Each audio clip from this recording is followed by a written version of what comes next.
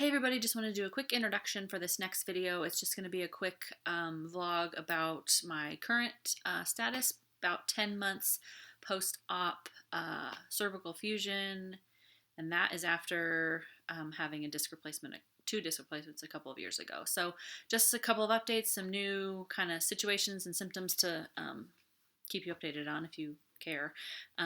Just wanted to give a quick introduction for this video, and yeah. So enjoy. Like my current status, I think my last video was pretty positive, pretty optimistic, and at the time that is totally how I felt. But about, I would say the beginning of November-ish, I started having kind of recurring symptoms. I started having pain down, well, it actually started on my left side. Now it's definitely like settled in on the right.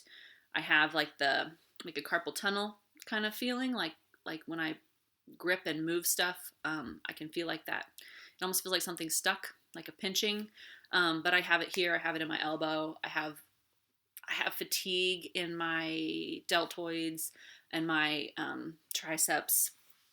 I feel like my grip strength is off. I actually have dropped some stuff. I've broken a couple of cups, and I didn't really. I just thought it was slippery. I was doing dishes, but now I think, well, maybe it was related to my grip strength. So yeah, I haven't gone to the doctor. I haven't checked in on anything yet because, well, a couple of reasons. Number one, we're in the middle of a pandemic.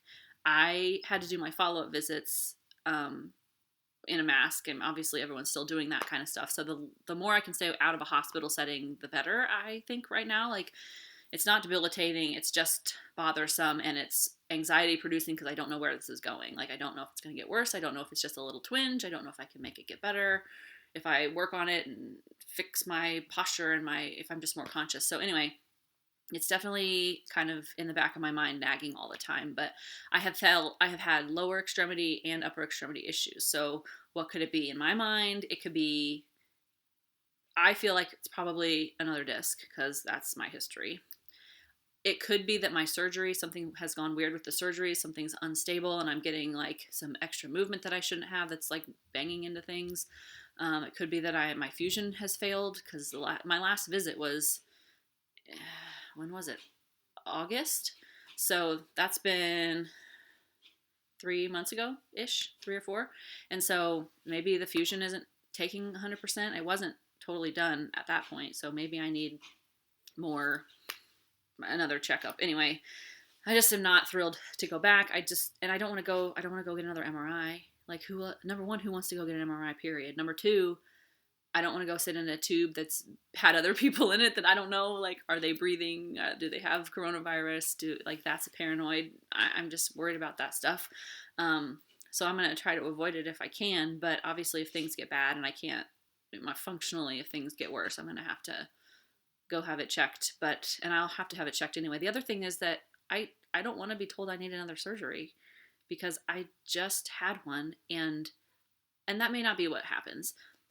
But I don't want to have surgery physically, but it's expensive. Like, I'm not even done paying for the one that I had.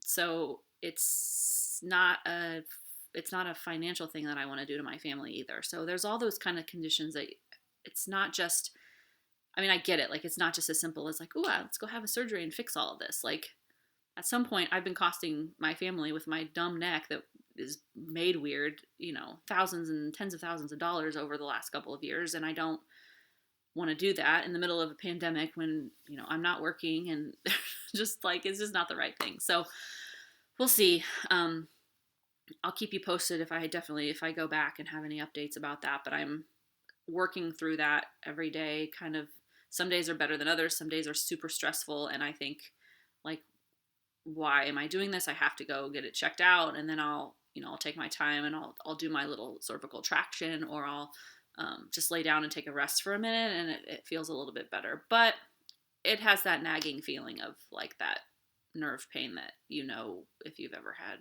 a herniated disc, like, it's dumb. It's annoying.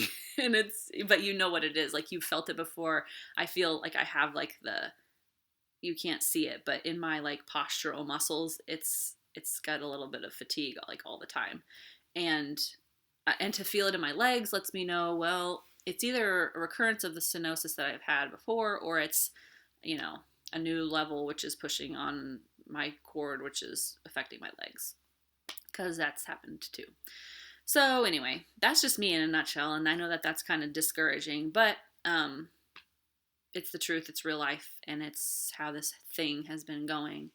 So the other thing that makes me a little bit nervous about being told, you know, oh, you have your next level down, so like C7 to T1, that's like the last level you have before you get into your thoracic spine, and that's not a place where they do surgeries. Like, if you start to compromise below that, like, you can't, there's no more room to go from the front of your neck. Like, you're now into my chest, and so they don't do that. They're just say, well, you can live with the thoracic herniation, or like a few special doctors around the country, I think, have developed some techniques to like go in from the side. But otherwise, it's like, I've read about what it is to have thoracic disc surgery, and it's like only in like major emergencies. So that makes me worried that like, okay, this is my last chance, and then I'm going to start screwing up the rest of my spine. So I'm just not ready to go there yet. So that's just the truth of living with all of this junk. I am functional, like day to day. I get through stuff. It doesn't ever feel pain free, which sucks. But it's not pain like down my arms all the time, or it's not that. It's just here. It's more like bone arthritis. It may be some disc if I'm getting another one. Like, it may be that kind of like poking, that kind of pain. But it's, the surgeries have worked. It's just, I think that they can make other things happen. And, you know, at the time you make the best decision with the information that you have, and you don't know what's going to come in the future, but you say, well, I've been told that this is dangerous. I think a lot of us have been told you need to have this surgery. That's why you're here looking at this. You've been told you're going to get in a car accident and something's going to slip, or you're going to get whiplash and now you're going to have a real problem and real spinal cord injury, or you're going to fall down the stairs or slip on the ice and you're going to super damage yourself even more. So that is the justification for having this surgery. You don't want to get any worse. You don't want to lose major function of your arms and legs or whatever. So that sounds like, oh yeah, I need to go get that surgery. And it's true. Like, I was losing strength and having major numbness in my hands and legs when I had my first surgery. So it was very clear that I had to do that. But now there's stuff that you have to live with on the other side of it. So, but I don't mean that to be discouraging. Like, I feel much better having been through it, understanding it, and feeling like I fixed the problem for the most part. Now, did I create a new one? Perhaps, but at least I'm more knowledgeable about it now. At least I can kind of attack it from a place of knowledge and understanding. Doesn't mean that it's not any less scary, or I'm pretty anxiety. Have a lot of anxiety in general. So, and I mean, who doesn't, about like big surgeries in your body and stuff like that. But anyway, so that's kind of the news with me. It's not really an update because I don't have any like results to tell you, but it's the truth of like living with this, is that it could happen, and then you have to debate like, what are you going to do about it, and what are the other factors beyond just go get your body fixed. You have to think about your family. You have to think about, can you be out for surgery for how long? You have to think about, okay, I've had 3 surgeries. This would, if I had to do something about this, it would be a 3rd surgery. And how can your neck and your just everything handle that? And the fact that we're in the middle of this pandemic where I don't want to go be, put on a ventilator, and not, because you're under anesthesia. I don't want to have to go through that if I don't have to. So I'm going to try to wait this out as long as possible, and the expense of it all. So part of me thinks, oh, do it this year while I'm still under like deductible from the first surgery. But I don't know that you should jump into a surgery just because of the financials of it. Or you should avoid. You should just do it when it's right. But I know that's not an easy decision for everybody. So anyway, that's kind of my update. Did a little FAQ, and let me know if you have other questions. I can try to answer in the comments, or I'll do another video if I get enough of them.